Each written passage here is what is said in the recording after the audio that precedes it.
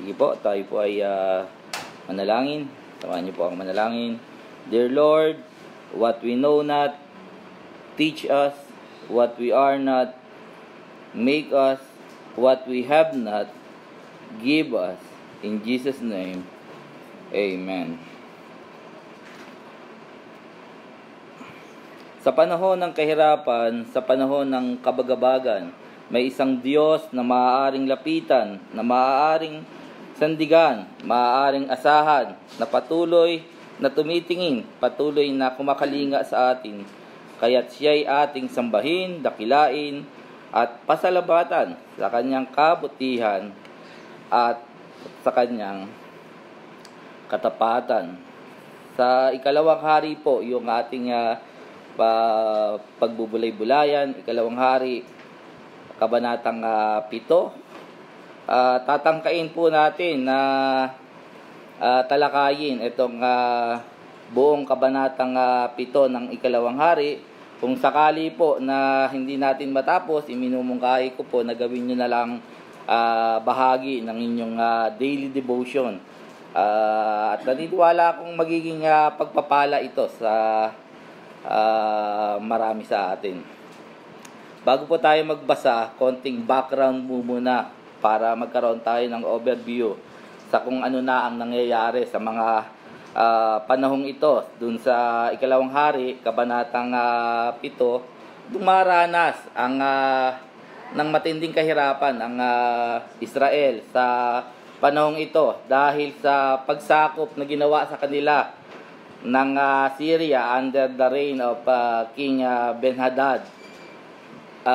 Ginamitan sila ng siege warfare ng Syria upang mapilitan silang sumuko.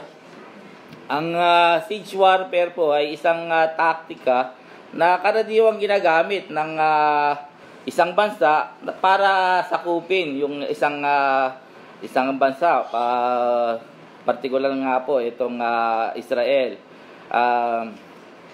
Ang ginagawa nila dito sa siege warfare ay pinalilibutan nila yung kaharian at ng kanilang army at hindi nila inaalaw na makapasok ang mga supplies sa loob ng kaharian iyon. Yung ikinakat nila yung mga food supplies, kaya nagtatagal yung siege warfare hanggang sa magkaroon ng kagutom sa kahariang iyon.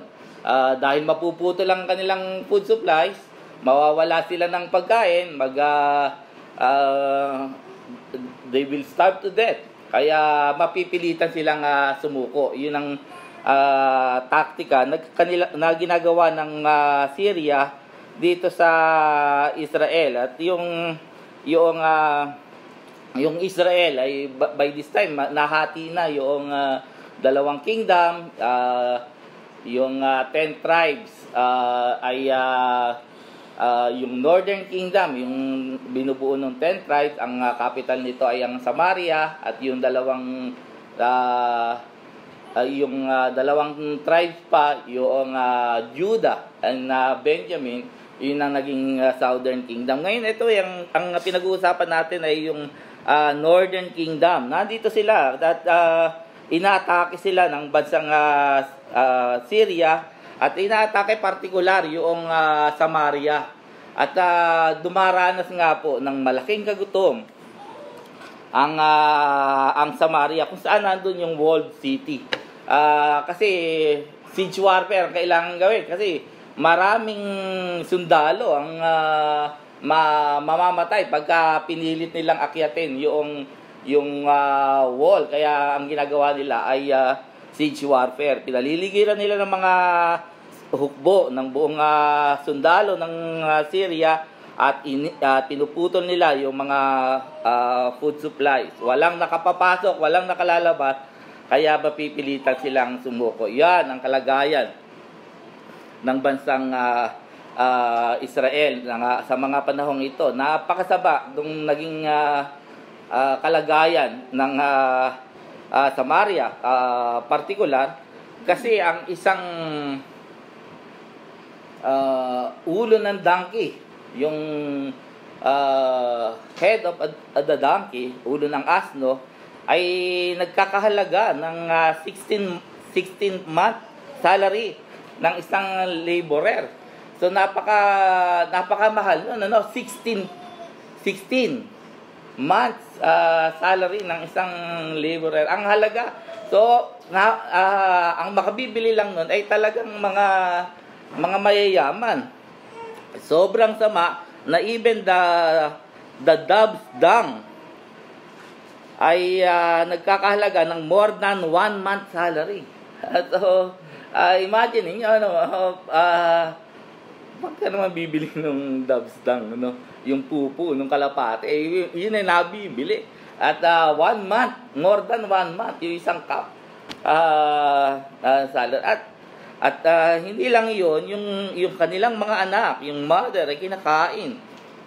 Yung kanilang mga baby. Imagine niyo si Baby Sam ay iluluto para lang kainin, it is unimaginable. Ito yung mga pangyayari doon sa bago yung chapter 7 ng Ikalawang Hari. Makikita natin niya sa 2 Kings chapter 6.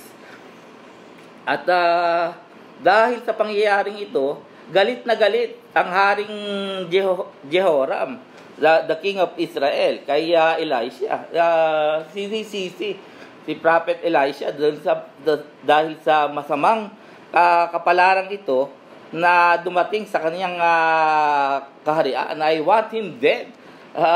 Iyon ang sabi ng hari. At yung verse 1, yung tugon ni Prophet Elisha dito sa haring Jehoram.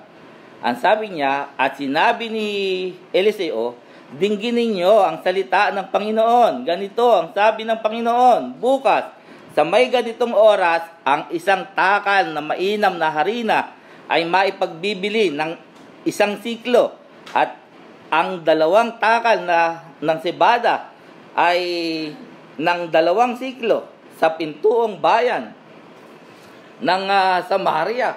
Ibig sabihin, magiging affordable sa lahat. Hindi na lamang mayayaman ang makabibili, babaha ng food supply. Sa bayang ito, 20 pesos na lang ang kilo ng bigas.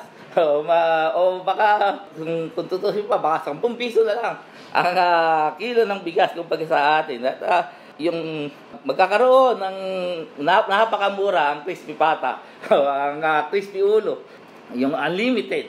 There will be abundance of food supply. Dapat magiging na yun dapat magdala na yun ang pagpapasalamat sa marami. Dahil mabuting balita yan, matatapos na ang kahirapan. Pero hindi gayon ang tugon. Ano ang tugon ng mga kausap ni yung isa sa mga nakarinig sa pananalitang ito ng Prophet Elisha? Ang sabi doon sa verse 2, dapat sana nagpapasalamat sila, pero hindi Hindi mo makikita yung pagpapasalamat dito. Siya ay nagduda. Ang sabi doon sa verse 2, nang magkagayon ang punong kawal na pinangangapitan ng hari, maybe a captain, official, kanang kamay ni King Jehoram, ay sumagot sa lalaki ng Diyos at nagsabi, narito kung ang Panginoon ay gagawa ng mga dungawan sa langit, mangyayari ba ito? Oo. Ang sabi sa kanya, ang tugon noong punong kawal sa lalaki ng Diyos kay Elisha, narito kung ang Panginoon ay gagawa ng mga dungawan sa langit, mangyayari ba ito? Hindi niya pinaniwalaan ang salita ni Elisha. Nagduda siya sa salita ng Panginoon, nagduda siya sa kakayanan ng Panginoon, nagduda siya doon sa mensahero ng Panginoon. Napakalabong mangyari yan. Kumbaga, malabo pa sa sabaw ng pusit. Yang pinagsasasabi mo, Elisha. Ano ang tugon ni Elisha?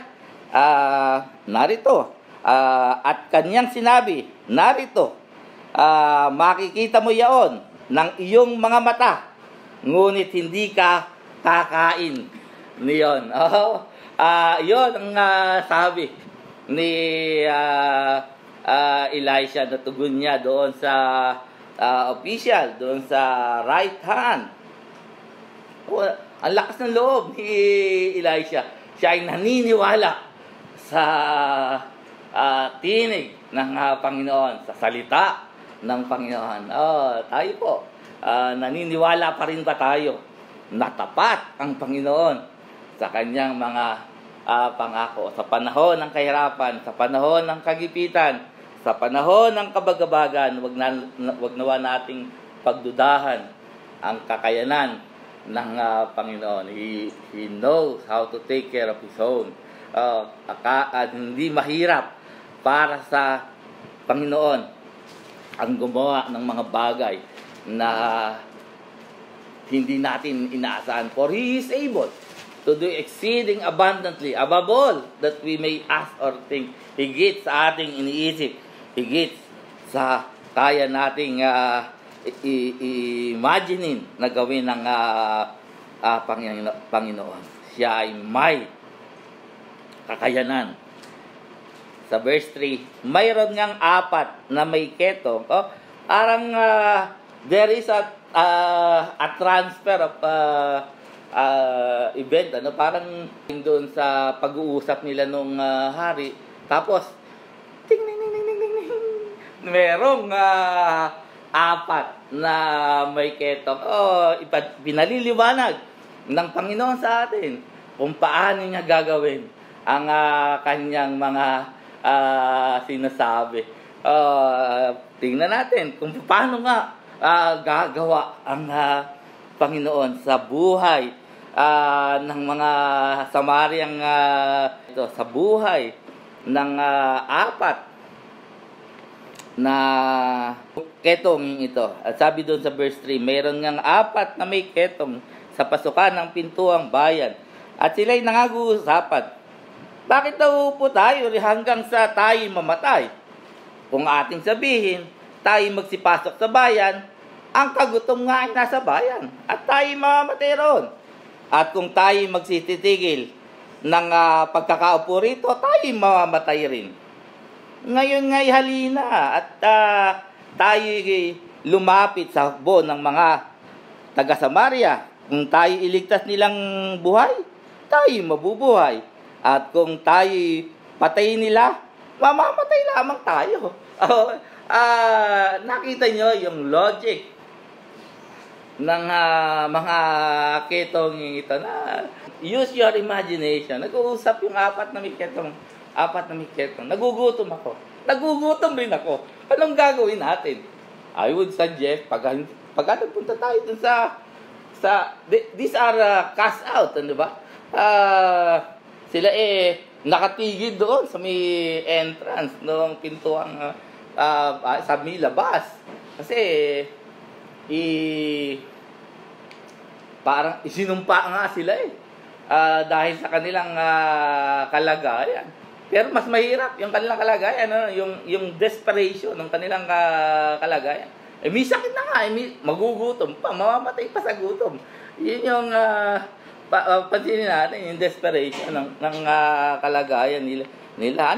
Alang maraming choice na pwede silang pagpilian. Kung manatili tayo dito, maupo tayo mamamatay. Kung pumunta tayo sa mga taga-Assyria, tayo sumuko. At kung tayo makatagpo ng habag sa kanila, tayo mabubuhay. Kung patayin nila tayo, mamamatay tayo. Tayo na. Pumunta tayo sa hukbo ng Syria. Kaya ano ang nangyari? At sila'y nagsindig.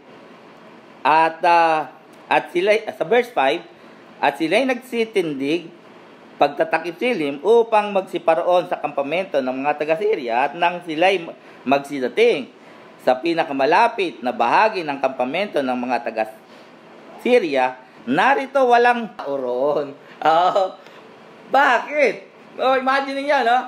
Dahan-dahan sila na lumalakad sa kampamento ng Syria. Ano kaya yung ating sasabihin? Magmamakawa tayo, no? Tao po. Walang tao. Saan napunta yung mga tao? Sapagkat, ito sa verse 6, sapagkat ipinarinig ng Panginoon. Ito yung nangyari bago dumating yung apat na kitungin. Sapagkat ipinarinig ng Panginoon sa hukbo ng mga taga-Syria ang hugong ng mga karo at ang huni ng mga kabayo. Sa makatuwid bagay ang hugong ng malaking hukbo at sila'y nagsangusapan. Narito, inupahan ng hari ng Israel laban sa atin ang mga hari ng mga Heteo at ang mga hari ng mga taga-Ehipto upang magsidalong sa atin. Kaya't sila'y nagsitindig, nagsitakas sa pagtatakip silim at iniwan ang kanilang mga tolda at ang kanilang mga kabayo at ang kanilang mga asno at ang buong kampamento na gaya ng dati at nagsitakas sila dahil sa kanilang buhay. Yung mga army ng Syria nagsitakbo dahil dahil nakarinig sila ng hugong. Nandyan na umupa ang taga-Israel ng mga kakampi para tayo patayin. Run for your lives. Hindi na nila naasikaso yung kanilang mga kabayo. Takbuhan na sila.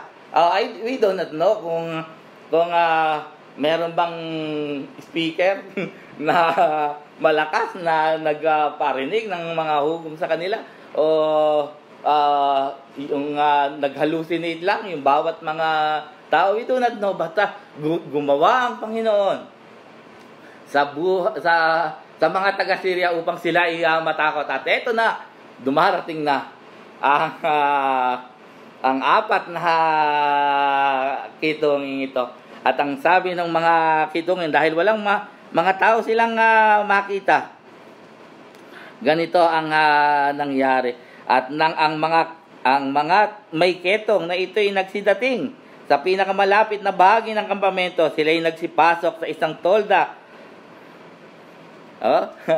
at nagsikain, nagsiinom, nagsipagdala mula roon ng pilak at ng mga ginto at ng bisan at nagsiyaon at itinago at sila'y bumalik at pumasok sa ibang tolda at nagdala rin mula roon at nagsiyaon at itinago sa bawat tolda na pinupuntahan nila.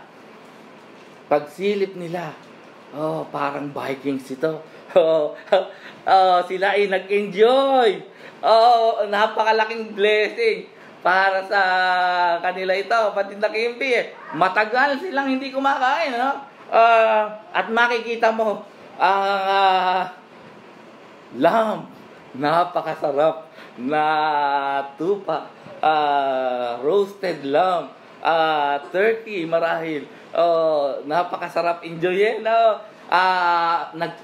Nagpiesta sila doon, unlimited.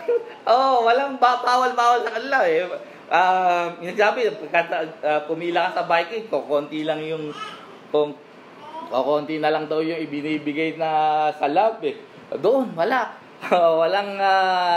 Walang pila-pila. Kunin mo ang lahat ng gusto mo. I-enjoy nila ang blessing ng Panginoon. After they enjoy the blessings na kanilang natamo, ang sabi nila, ito na yung discovery, no? Nakita nila, nag-enjoy sila noong nung pagkain na matagal na nilang inaasam-asam, o nagbabaka sakali lang sila eh. Ala naman silang assurance eh, na makakakain pa sila eh. Baka nga eka mamatay, baka eka sila hindi maawa sa atin. Papatayin eka nila tayo. Ganun lang expectation nila. Nagbabaka sakali lang. Pero tayo mga kapatid, kung tayo lalapit sa Panginoon, hindi baka sakali, tayo sigurado ang sino mang lumalapit sa akin, kailanman hindi ko itataboy. Yung Diyos na maaari nating lapitan, siya yung our refuge, siya yung kaibigang tunay, kaibigang nagmamahal. Yung pagkaka-discover nila, they have the time of their lives. So, imagine niyo kung gaanong pagngasab no, mga ketong ito sa gutom, ano. At eto nga, no, yung sa verse 9. Sa verse 9, yung kanilang sense of duty. Una yun, yung desperation, yung discovery and the sense of duty. Nang magkagayi sa verse 9, nang magkagayi sa usapan sila, hindi mabuti ang ginagawa natin. Ang araw na ito ay araw ng mabubuting balita at tayo'y tumatahimik kung tayo'y magsipaghintay nang hanggang sa pagliliwayway sa kinaumagahan, parusa ang aabot sa atin. Ngayon nga'y halina, tayo'y magsiyaon at ating saysayin sa sangbahayan ng hari. This is not good. Yung ating ginagawa ay hindi mabuti. Dumating sila sa realization. Hindi mabuti yung ating ginagawa. They are enjoying the fight na hindi nila inilaban eh. Dahil ang nakipaglaban Panginoon eh. Pero nag-i-enjoy sila nung benefits. At sabi, hindi mabuti itong ating ginagawa.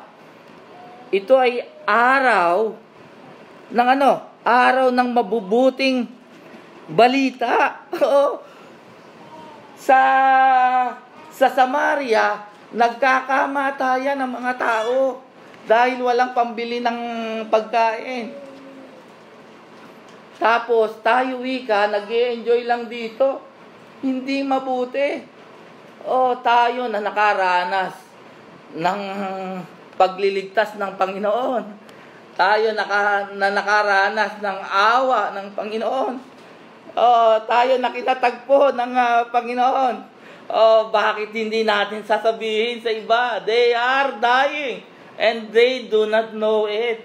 Mga kapatid, magsilbi nawang paalala sa atin ang bahaging ito ng kasulatan. Dumating sila sa pagkaunawa na yung aking mahal sa buhay nandoon, mamamatay na kumakain na siguro nung pwede nilang ilagang sanggol o ilaga nilang kamag-anak. Kasi dumating na sa cannibalism ang marami sa kanila. Wala nang pambili ng sino makakabili ng crispy ulo ng asno 16-month salary, yun napakamahal. Nagkakamatayan na. Pero wala tayong ginagawa. Tumatahimik lang tayo dito. Hindi tama na tayo manahimik. Let us go. Their sense of duty. Do you feel your sense of duty, mga kapatid? Sabihin natin ito sa sangbahayan ng hari. Hindi natapos doon hindi sinabi nila na sang-ayon ako. Let us pray for it. Hindi ganon. Hindi hindi they plan and that's it. Hindi nagplano at tapos doon na natapos. Ang sabi doon, tayo magsiyaon, saysayin at ating saysayin sa hari at nang sa gayoy sa verse 10. Sa gayoy nagsiparoon sila. They went, they stand and they went.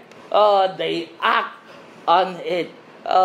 Nawa tayo ay hindi manatiling concern naman ako sa kanila ipapanalangin ko sila. Higit nawa alang masama sa panalangin, we encourage na sila ay ipanalangin natin sila, pero don't stop there. We have a responsibility sa ating, especially doon sa ating mga nakakasalamuha, especially doon sa ating mga mahal sa buhay. Kung talagang mahal natin sila, again, papayag ka ba na sila ay mapapunta sa impyerno?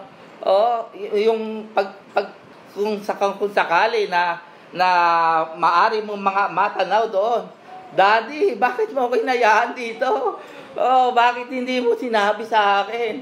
Sinabi ko sa iyo ayaw mo Hindi sa ayaw ko. Hindi mo lang ako sinabihan talaga. Hindi mo ako pinagtiyagaan. Mga kapatid, paalalay po yun sa bawat isa sa ating mga mahal sa buhay, sa ating mga kaibigan, sa ituturing natin na talagang mahalaga sa atin. Sa gayoy nagsiparoon sila. The declaration of the good news. They declare the good news. Sabi niya, sa gayoy nagsiparoon sila at nagsitawag sa tanod pinto ng bayang yaon at kanilang isinaysay sa kanila na sinasabi, kami ay nagsiparoon sa kampamento ng mga taga-Syria at narito walang lalaki roon, itinig man ng lalaki kundi mga nakataling kabayo at mga asnong nakatali at ang mga tolda na gaya ng dati. Abay, pastor, akala ko ang sangbahayan ng hari ang kanilang pakay. Bakit ang kausap dito tanod pinto? Tanod pinto ba saka yung sangbahayan ng hari? Hindi. Paano? Hindi naman sila papayagan na kausapin yung sangbahayan ng hari, di ba? May ketong sila we are not responsible. Yung minsan we feel guilty doon sa hindi natin maabot Hindi ko ma-sharean si Mayor. Pero kilala mo yung driver ni Mayor Yun. Bagay na naman ang salita ng Diyos. Hindi ka makapunta sa hari. Doon sa tanod pinto, gawin mo. Yun ang doon kami responsibility na i-share sa kanya yung mabuting balita. And hopefully, pero ang nangyari dito, mga kapatid, ay hindi naman agad sila pinaniwalaan kung itutuloy nyo yung pagbabasa, hindi naniwala yung hari sa kanila. It's a trap. Ganyan lang gagawin sa atin yan. Hindi ito yung sinasabi ni Prophet Elisha. It is a trap. Mabuti na lang merong sensible na mga ilaan na nakapaligid. Hindi, padala natin. Magpadala tayo ng mga tao roon. Yung padala natin sila ng mga kabayo. Yung hindi pa natin nakakain. Baka sakali. At lo and behold, nakita nila yung totoo nga ang sinasabi ng apat na kitong ito. They are justified from zero to hero. Di ba naging hero yung mga dahil sa apat na kitong ito, dahil handa silang magpagamit sa Panginoon, handa silang ibahagi ang kanilang nalalaman. Oh, ang buong bayan ay nasagip. Ano yung nagkaroon ng celebration dahil dinumog yung mga ituloy niya na lang yung pumunta doon yung mga taga Samaria sa kampamento ng taga Syria, at ito nga nagkatotoo yung sabi ni Elisha na magiging affordable ang magiging mabibili na ng lahat. Bumabaha ng food supplies sa Samaria. Hindi nagmamaliw ang salita ng Panginoon. Maaasahan natin ang salita ng Panginoon. Anong nangyari doon sa tumututol, sa rumereject sa salita ng Panginoon, sa salita ni Elisha? Ito, sa 17.